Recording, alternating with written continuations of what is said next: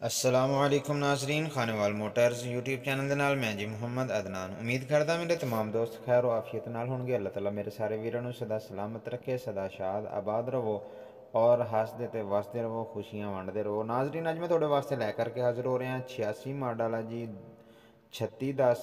ठीक है जी, पिछले टायरों की कंडीशन वेख सकते हो। पिछले टायर माशाल्लाह बिल्कुल जोड़े ने ना अच्छी कंडीशन के अंदर ने और तकरीबन है 15 कोने है ने। अगले टायर भी तकरीबन नवे ही ने भाजी।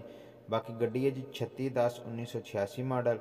ठीक है जी, छत लगी हुई है, हुक लगी हुई है, ना लगे जंगला लगा हुआ है। ठीक है जी, टोटल समान जोड़ा यदा नाल मिलेगा।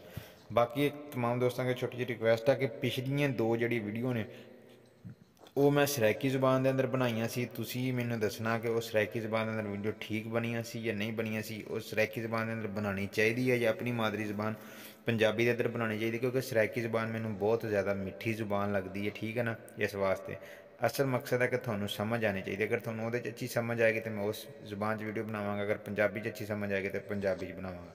ठीक है भाजी, गड्डी की बाकी जो भी कंडीशन है थोड़े सामने। मालकों की तरफ बड़ी मुनासब जी डिमांड है जी, 9,60,000 रुपये डिमांड की जा रही है जी। टायर की कंडीशन पिछले की तुम वेख सकते हो। ठीक है, बाकी गड्डी की जो कंडीशन थोड़े सामने। मालकों का रबता नंबर स्क्रीन पर। उम्मीद करा दोस्तों ने वीडियो पसंद आ गई। मिला किसी दूसरी नई वीडियो के नाल। अल्लाह।